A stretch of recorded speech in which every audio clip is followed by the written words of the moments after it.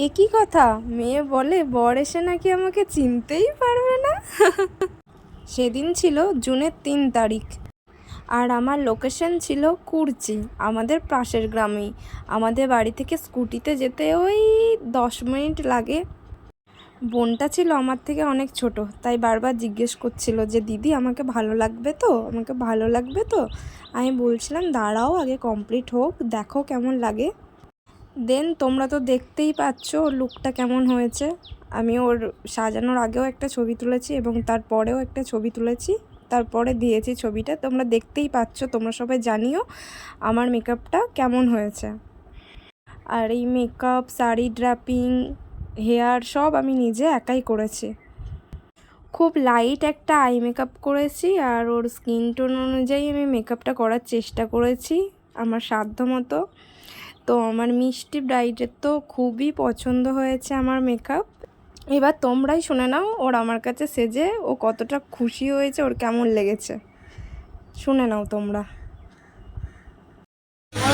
এবার বলো আমার কাছে সেজে তোমার কেমন লাগছে? পছন্দ হয়েছে তো তোমার? এটা জোরে বলো, শোনা দেখি দেখা